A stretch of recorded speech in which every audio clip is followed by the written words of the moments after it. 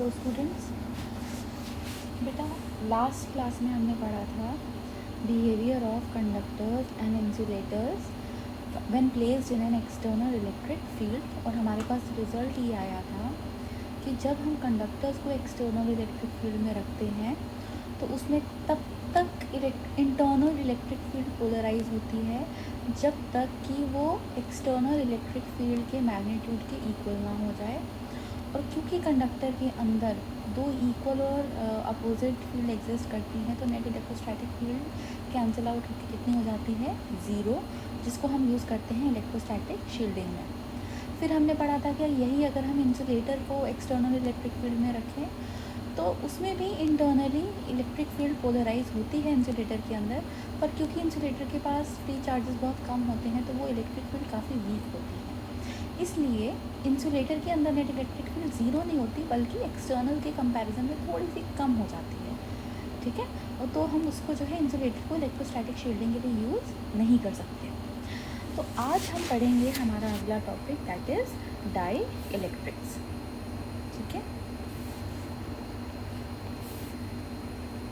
Die electrics, ठीक है बेटा। अगर डाई इलेक्ट्रिक्स आपको जनरल लैंग्वेज में बताया जाए ना, आसान भाषा में, कि इंसुलेटर्स होते हैं। क्या होते हैं? इंसुलेटर्स, ठीक है। जैसे कि कहते हैं प्लास्टिक हो गया हमारे पास, ग्लास हो गया, वाटर हो गया, वैक्स हो गया। वाटर इंसुलेटर है या कंडक्टर, ये क्लास 8 से हम पढ़ते आ रहे हैं कि अगर उसमें मिनरल्स और सॉल्ट्स मिले हुए हैं then that will be a conductor. Otherwise जो हमारे पास प्योर वाटर होता है, distilled water, that is an insulator. तो हम यहाँ पे इंसुलेटर की बात कर रहे हैं, ध्यान रखिएगा। तो जैसे हमारे जो इंसुलेटर्स होते हैं लाइक ग्लास हो गया हमारे पास, वैक्स हो गई, प्लास्टिक हो गया, दीज आर ऑल इंसुलेटर्स, ठीक है। Even water, pure water is also an insulator, that is dielectric. तो बेटा डाई इलेक्ट्रिक जो है ना, एक ऐसा सब्सटेंस होता है कि अगर हम इसे दो चार्जेस के बीच में रख दें, जैसे मान लो हमारे पास है चार्ज Q1 और हमारे पास है चार्ज Q2, अगर इसके बीच में मैं कोई एक डाई इलेक्ट्रिक मीडियम रख दूँ, तो क्या होगा कि ये चार्जेस, ये जो आपको दो चार्जेस नज़र आ रहे हैं, ये तो इस डाई इलेक्ट्रिक को क्रॉस करके नहीं जा पाएंगे, लेकिन इन दोनों के बीच में अभी भी फोर्स एक्सर्ट हो पाएगा, ठीक है ना। तो हम कह सकते हैं a dielectric is a substance that does not allow the flow of charges through it but permits them to exert electrostatic forces on one another। तो डाइइलेक्ट्रिक मीडियम को ये चार्जेस क्रॉस करके तो नहीं जा सकते, लेकिन हाँ इनके बीच में इलेक्ट्रोस्टैटिक फोर्स ज़रूर एक्सर्ट होगा। वो बात अलग है कि डाइइलेक्ट्रिक मीडियम डालने से इलेक्ट्रोस्टैटिक फोर्स के जो मैग्नीट्यूड है वो बदल जाता है, ठीक है ना। और कैसे बदलता है वो मैं आपको बताती हूँ। आपने इलेक्ट्रोस्टैटिक फोर्स का फॉर्मूला पढ़ा है ना, it between two charges it is given by 1/4 pi epsilon not Q1 Q2 upon R²। अगर आप इन दोनों चार्जेस के बीच में डाइइलेक्ट्रिक मीडियम डालेंगे तो उसका जो डाइइलेक्ट्रिक कांस्टेंट है K से यहाँ मल्टीप्लाई करना पड़ेगा। K 1 से बड़ा होता है, अगर डिनोमिनेटर बढ़ गया, इंक्रीज़ कर गया, तो फोर्स डिक्रीज़ कर जाएगा, ठीक है ना। तो दो चार्जेस के बीच में जब हम ये डाइइलेक्ट्रिक मीडियम को इंसर्ट करते हैं तो परमिटिविटी इंक्रीज़ कर जाती है, लेकिन उनके बीच का इलेक्ट्रोस्टैटिक फोर्स डिक्रीज़ कर जाता है, ठीक है। अच्छा, डाइइलेक्ट्रिक्स आपने केमिस्ट्री में भी पढ़ा है, हम फिज़िक्स में भी पढ़ेंगे। दो तरीके के होते हैं, ठीक है। डाइइलेक्ट्रिक्स आर बेसिकली टू टाइप्स, ठीक है। फर्स्ट इज पोलर डाइइलेक्ट्रिक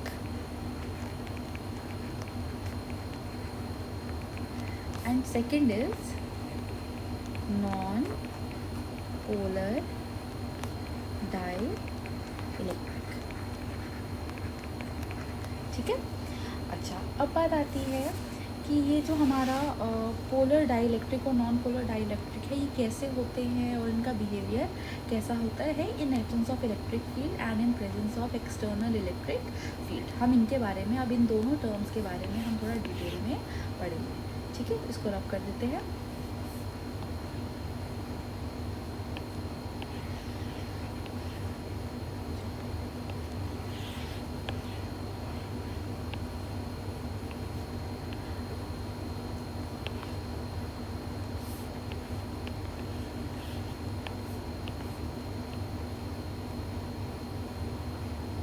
ठीक है बेटा, देखिएगा ध्यान से। जो हमारे पोलर डाइलेक्ट्रिक होते हैं ना, ये वाले, इनका जो अब बेटा हम जानते हैं, हम हर सब्सटेंस जो है बहुत सारे एटम से बनता है। एटम के अंदर पॉजिटिव चार्ज भी होता है, नेगेटिव चार्ज भी होता है। तो हम कह सकते हैं कि एक मैटर के अंदर पॉजिटिव चार्ज भी एग्जिस्ट करता है और नेगेटिव चार्ज भी एग्जिस्ट करता है। तो पोलर डाइलेक्ट्रिक एक ऐसा मटेरियल है, सपोज करो ये डाइलेक्ट्रिक स्लैब है पोलर डाइलेक्ट्रिक की, कि इसके अंदर के जो पॉजिटिव और नेगेटिव चार्ज का सेंटर ऑफ मास है ना, वो एक दूसरे से कॉन्साइड नहीं करता। मतलब अगर ये मेरे पास एक एटम है तो पॉजिटिव चार्ज यहाँ कहीं होगा, नेगेटिव चार्ज ठीक इसके ऊपर नहीं होगा, थोड़ा सा दूर होगा। ठीक है ना। अगर ये मेरे पास एक पोलर डाइलेक्ट्रिक मॉलिक्यूल है, तो यहाँ सपोज नेगेटिव है तो उसका पॉजिटिव थोड़ा सा दूर होगा, उसके ऊपर कॉन्साइड नहीं करेगा। अगर ये भी पोलर मॉलिक्यूल है मेरे पास, तो ये पॉजिटिव ये नेगेटिव, इस तरीके से नेगेटिव पॉजिटिव, किसी भी तरीके से आप ले सकते हैं। रैंडमली ओरिएंटेड होते हैं ये, नेगेटिव पॉजिटिव। बस ये है कि centre of positive and negative charges do not coincide each other. ठीक है ना, ये पोलर डाइलेक्ट्रिक्स में होता है। नॉन पोलर डाइलेक्ट्रिक में इसका ठीक उल्टा होता है। उसमें ऐसा होता है कि अगर ये मेरे पास नॉन पोलर डाइलेक्ट्रिक स्लैब है ना, तो इसमें क्या है, अगर ये नॉन पोलर मॉलिक्यूल है तो ये नेगेटिव चार्ज है ना, तो ठीक इसके ऊपर ही पॉजिटिव चार्ज भी होगा। ये अगर मेरे पास नॉन पोलर मॉलिक्यूल है, ये नेगेटिव चार्ज है, तो ठीक इसके ऊपर ही पॉजिटिव चार्ज भी होगा। ये भी नॉन पोलर मॉलिक्यूल है, ये नेगेटिव चार्ज है, तो ठीक इसके ऊपर पॉजिटिव चार्ज भी होगा। तो इस केस में जो है सेंटर ऑफ पॉजिटिव और नेगेटिव चार्ज कॉन्साइड करते हैं। ठीक है, ये सब कुछ in absence of electric field है। अभी हम लोगों ने इस डाइलेक्ट्रिक इंसुलेटर को, चाहे वो प्लास्टिक हो, ग्लास हो, वैक्स हो, वाटर हो, मैंने एक्सटर्नल इलेक्ट्रिक फील्ड में नहीं रखा। ठीक है ना, ये इन the absence of external electric field इनका नेचर है। पोलर डाइलेक्ट्रिक में पॉजिटिव नेगेटिव मॉलिक्यूल्स के कॉन्साइड नहीं करते, और नॉन पोलर में जो पॉजिटिव और नेगेटिव चार्ज का जो सेंटर है, ये एक दूसरे के साथ कॉन्साइड करता है। तो मैं इसका फिगर बना देती हूँ। ठीक है, इसको ध्यान से देखिएगा। सपोज करिए ये हमारे पास पोलर डाइलेक्ट्रिक की स्लैब है,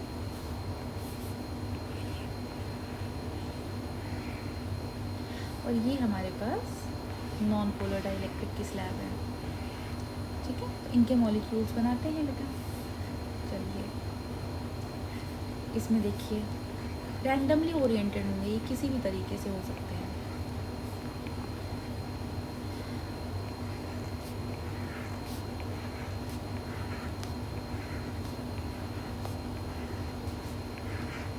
चलिए, इसमें देखिए बेटा, पोलर डाइलेक्ट्रिक में नेगेटिव और पॉजिटिव एक दूसरे के साथ कॉन्साइड नहीं कर रहा। ठीक है, आप किसी भी साइड नेगेटिव और किसी भी साइड पॉजिटिव ले सकते हैं, क्योंकि मिलियंस ऑफ मॉलिक्यूल्स होते हैं, तो किसी ना किसी का कोई ना कोई डायरेक्शन तो होगा।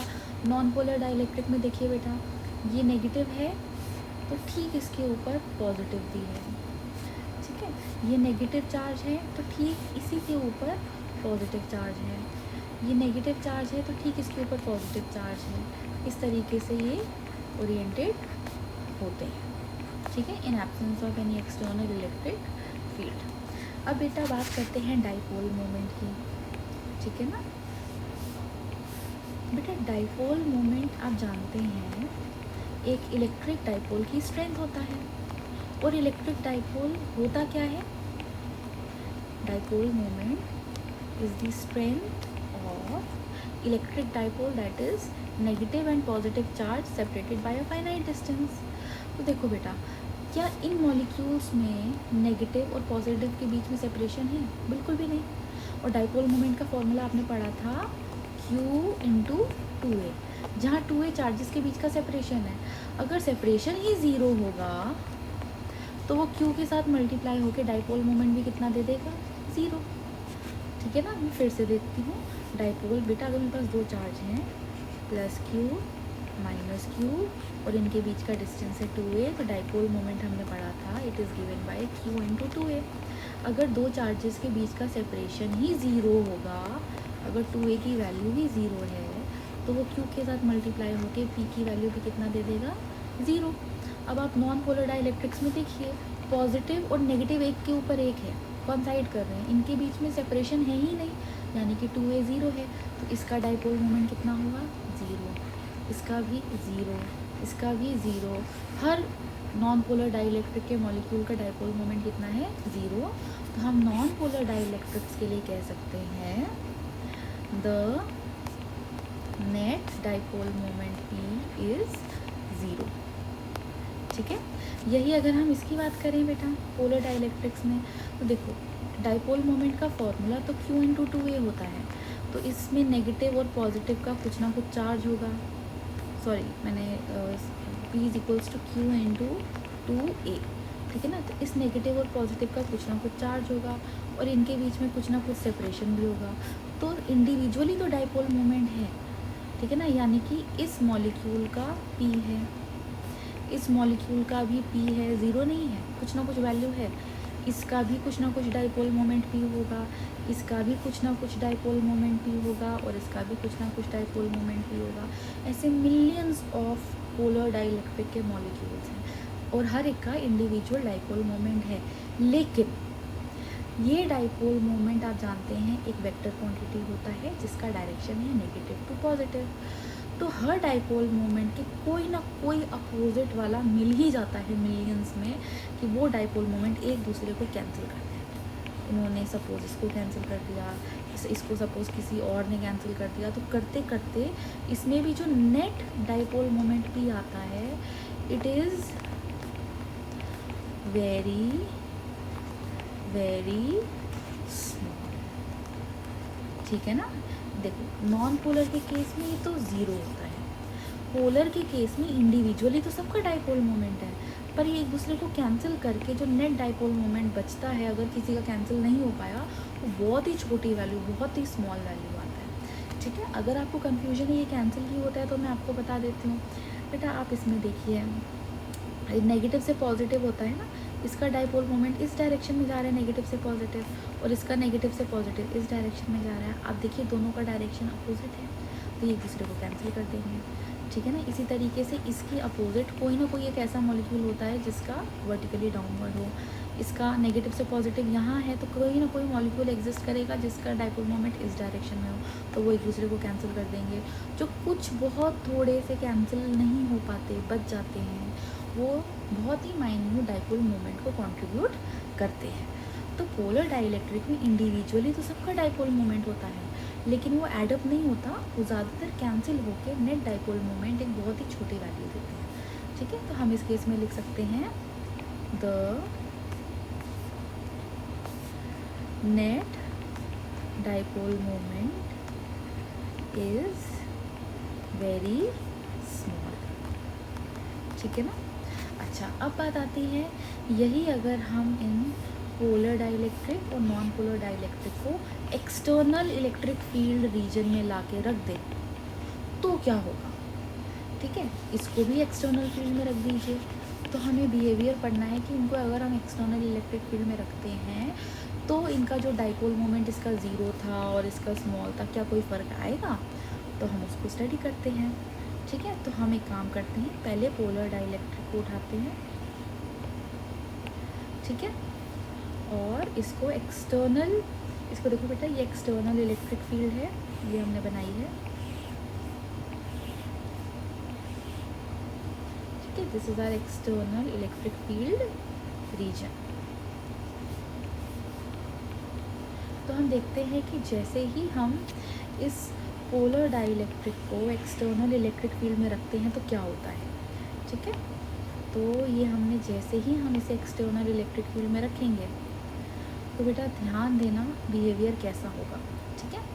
देखो जहाँ आपको बताया है ना इलेक्ट्रिक फील्ड का डायरेक्शन होता है फ्रॉम पॉजिटिव टू नेगेटिव, और स्क्रीन में आपको देखिए लेफ़्ट से राइट जाते हुए दिख रहा है ना, लेफ़्ट टू राइट स्क्रीन में नज़र आ रहा है। इसका मतलब लेफ़्ट साइड में कहीं ना कहीं पॉजिटिव चार्ज है और राइट साइड में कहीं ना कहीं नेगेटिव चार्ज है, ठीक है ना। तो ये लेफ़्ट साइड में कहीं ना कहीं एक पॉजिटिव चार्ज का सोर्स रखा हुआ है, जिससे हमारे मटेरियल के पोलर डाइलेक्ट्रिक मटेरियल के सारे नेगेटिव अट्रैक्ट करके उसकी तरफ टर्न करने की कोशिश करेंगे, करेक्ट। सब नेगेटिव इसकी तरफ आना चाहेंगे, ठीक है। और यहाँ कहीं ना कहीं नेगेटिव चार्ज का सोर्स है, करेक्ट। सारे पॉजिटिव इसके पास जाने की कोशिश करेंगे, ठीक है ना। तो जैसे ही हम इस मटेरियल को, जब तक हमने एक्सटर्नल इलेक्ट्रिक फील्ड में नहीं रखा इस मटेरियल को, तो सबका डाइपोल मोमेंट किसी ना किसी डायरेक्शन में, नेगेटिव कहीं भी है, पॉजिटिव कहीं भी है। लेकिन जैसे ही इस मटेरियल को एक्सटर्नल इलेक्ट्रिक फील्ड ई में रखेंगे तो सारे नेगेटिव घूम के इधर आ जाएंगे और सारे पॉजिटिव घूम के उधर चले जाएंगे। तो हमारा फिगर बदल के बन जाएगा कुछ ऐसा, आप देखिएगा।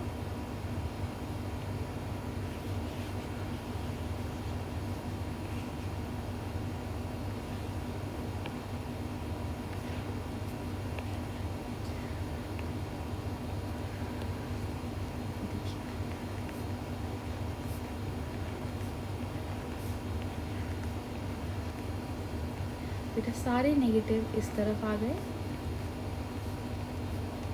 और सारे पॉजिटिव इस तरफ आ गए जैसे ही इसे एक्सटर्नल इलेक्ट्रिक फील्ड में रखा। तो देखिए बेटा, in the absence of electric field, external electric field, they are randomly oriented. The dipoles are randomly oriented, किसी भी डायरेक्शन में हो सकते हैं, हम नहीं पता लगा सकते किस डायरेक्शन में, इसलिए काफ़ी सारे डाइपोल मोमेंट कैंसिल करके नेट डाइपोल मोमेंट बहुत ही छोटा देते हैं। लेकिन जैसे ही आप इसे एक्सटर्नल इलेक्ट्रिक फील्ड में रखेंगे तो अब ये रैंडमली ओरिएंटेड नहीं है, सारे नेगेटिव लेफ्ट साइड में हैं, सारे पॉजिटिव राइट साइड में हैं। तो अब नेट डाइपोल मोमेंट कैंसिल नहीं होगा। देखिए कैसे, डाइपोल मोमेंट का डायरेक्शन नेगेटिव टू पॉजिटिव होता है, तो नेगेटिव से पॉजिटिव इधर, नेगेटिव से पॉजिटिव इधर, नेगेटिव से पॉजिटिव, नेगेटिव से पॉजिटिव, नेगेटिव से पॉजिटिव, नेगेटिव से पॉजिटिव। अब सब डाइपोल मोमेंट का डायरेक्शन क्या है, सेम। तो अब ये कैंसिल नहीं करेंगे, अब ये एडअप हो जाएंगे और एडअप होके जो नेट डाइपोल मोमेंट है दिस विल बी लार्ज। अब ये स्मॉल नहीं होगा, ठीक है। ये हमने किसका बिहेवियर पढ़ा, हमने पढ़ा जब हम पोलर डाइलेक्ट्रिक को एक्सटर्नल इलेक्ट्रिक फील्ड में रखते हैं। अब हम यही काम नॉन पोलर डाइलेक्ट्रिक को रख के करते हैं, ठीक है। तो अब हम ये काम करते हैं, ये इलेक्ट्रिक फील्ड रीजन हमने बनाया, एक्सटर्नल इलेक्ट्रिक फील्ड, ठीक है।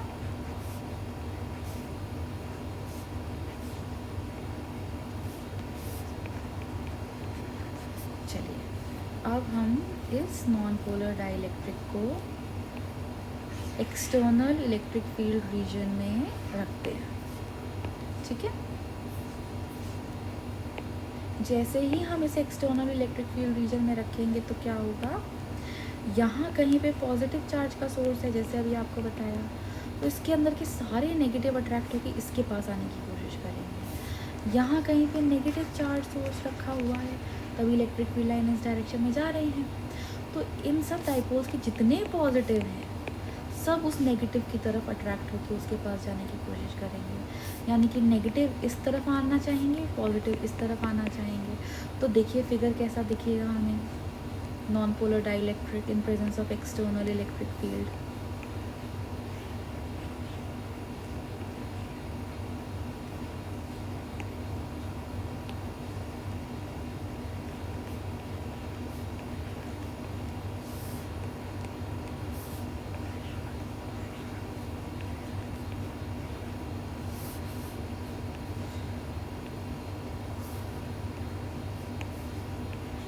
तो बेटा सारे नेगेटिव आप देखिए इस तरफ आ गए,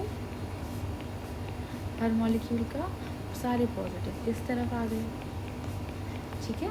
तो नॉन पोलर डाइलेक्ट्रिक में भी पहले जो नेगेटिव और पॉजिटिव एक दूसरे से कॉन्साइड कर रहा था हर मॉलिक्यूल के लिए और नेट डाइपोल मोमेंट ज़ीरो आ रहा था, जैसे ही इसे एक्सटर्नल इलेक्ट्रिक फील्ड में रखा तो नेगेटिव इस तरफ आ गए, पॉजिटिव इस तरफ आ गए, और अब नेट डाइपोल मोमेंट जो है हमारा नेगेटिव से पॉजिटिव, नेगेटिव से पॉजिटिव, नेगेटिव से पॉजिटिव, नेगेटिव से positive, negative to positive, negative to positive. अब हमारा नेट डाइपोल मोमेंट ज़ीरो नहीं होगा, ठीक है। It will be a finite value, इसकी कुछ ना कुछ एक अच्छी वैल्यू ज़रूर होगी, ठीक है।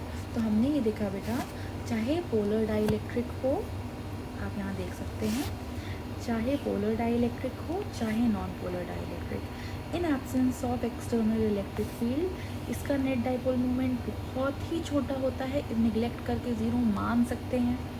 और नॉन पोलर डाइलेक्ट्रिक का तो क्योंकि नेगेटिव पॉजिटिव कॉन्साइड कर रहा है तो इसका तो ज़ीरो होता ही, मानने की कोई बात ही नहीं। लेकिन जैसे ही दोनों को, चाहे हम पोलर को रखें, ये हमने पोलर को रख के आपको समझाया था, है ना, पोलर डाइलेक्ट्रिक को आपको रख के समझाया था। तो पोलर को रखा तो नेट डाइपोल मोमेंट अब एक फाइनाइट वैल्यू आया, एक अच्छी वैल्यू आया। और नॉन पोलर डाइलेक्ट्रिक को भी जब हमने रखा उसका भी बिहेवियर वही हुआ, in presence of external electric field. तो जैसे ही हम डाइलेक्ट्रिक्स को एक्सटर्नल इलेक्ट्रिक फील्ड में रखते हैं तो वो पोलराइज हो जाते हैं, ठीक है। ये जो डाइपोल मोमेंट इंड्यूस हो गया है, पहले नहीं था, पहले ज़ीरो था या बहुत कम था, ठीक है ना। तो ये जो एक्सटर्नल इलेक्ट्रिक फील्ड में रखते ही अब इनका डाइपोल मोमेंट बढ़ गया है, इस प्रोसेस को बोलते हैं पोलराइजेशन। क्या बोलते हैं बेटा? पोलराइजेशन ऑफ डाइलेक्ट्रिक मटेरियल, ठीक है ना। आई होप आपको ये बेसिक कॉन्सेप्ट क्लियर है, ठीक है। अच्छा, अब दोनों ही केसेस में बेटा मैं आपको बता दूं, चाहे पोलर हो, देखो फाइनली तो सेम जैसा से एक जैसा फिगर लग रहा है ना, सारे नेगेटिव लेफ्ट साइड आ गए और सारे पॉजिटिव राइट साइड चले गए, पोलर के लिए भी नॉन पोलर के लिए भी। तो दोनों केसेस के लिए ही मैं आपको बता रही हूँ, ये जो डाइपोल मोमेंट पी इंड्यूस हुआ है, it is directly proportional to the permittivity of the medium. हम मान रहे हैं कि फ्री स्पेस था तो हमने एप्सिलॉन नॉट ले लिया, and the applied external electric field. ये इस पे जितनी ज़्यादा इलेक्ट्रिक फील्ड होगी डाइपोल मोमेंट उतना ज़्यादा स्ट्रॉन्ग होगा, और जितना ज़्यादा मीडियम की परमिटिविटी होगी, ठीक है ना, जितना ज़्यादा मीडियम की परमिटिविटी होगी डाइपोल मोमेंट उतना ज़्यादा इंड्यूस होगा, ठीक है। तो पोलर और नॉन पोलर दोनों केस में ये देखा गया था कि इन मटेरियल्स में नेगेटिव से पॉजिटिव मिला के जो net dipole moment P induce हो रहा है वो डायरेक्टली प्रोपोर्शनल है मीडियम की परमिटिविटी एप्सिलॉन नॉट पे और applied external electric field E पे। आप ज़्यादा इलेक्ट्रिक फील्ड, आप स्ट्रॉन्ग इलेक्ट्रिक फील्ड में रखेंगे तो पोलराइजेशन भी ज़्यादा होगा, यानी कि डाइपोल मोमेंट भी ज़्यादा इंड्यूस होगा। आप वीक इलेक्ट्रिक फील्ड में रखेंगे तो पोलराइजेशन भी वीक होगा, यानी कि वीक डाइपोल मोमेंट इंड्यूस होगा। जब हम ये प्रोपोर्शनैलिटी का साइन हटाते हैं तो हमारे पास एक कांस्टेंट आता है, ठीक है। जब हम ये प्रोपोर्शनैलिटी का साइन हटा के इक्वल लगाएंगे तो एक प्रोपोर्शनैलिटी कांस्टेंट आता है जिसको हम डिनोट करते हैं अल्फ़ा से, ठीक है ना। तो ये अल्फ़ा की वैल्यू हमारी हो जाती है P upon epsilon not E, ठीक है। ये जो हमारा अल्फ़ा है ना बेटा, प्रोपोर्शनैलिटी कांस्टेंट, हम इसे बोलते हैं, इसे कहा जाता है polarisability. This is called polarisability,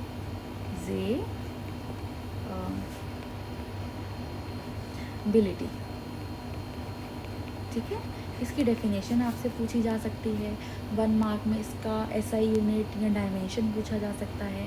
तो हम सबसे पहले पोलराइजेबिलिटी की, इस पोलराइजेबिलिटी की जो है यूनिट और डायमेंशन निकालते हैं, ठीक है। डायमेंशन सॉल्व करते हैं, विल कॉपी दिस फॉर्मूला।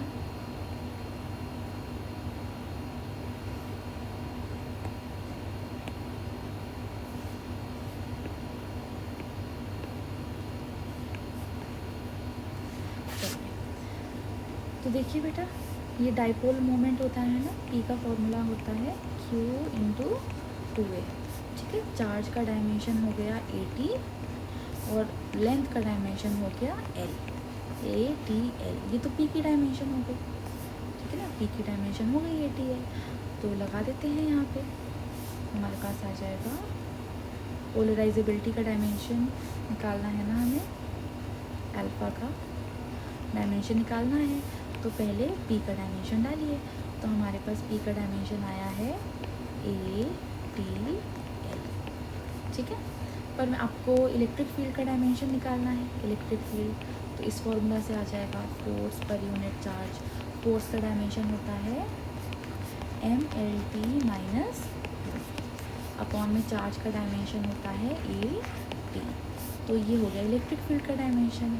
हम डिनोमिनेटर में इसकी जगह यूज़ कर सकते हैं, ठीक है।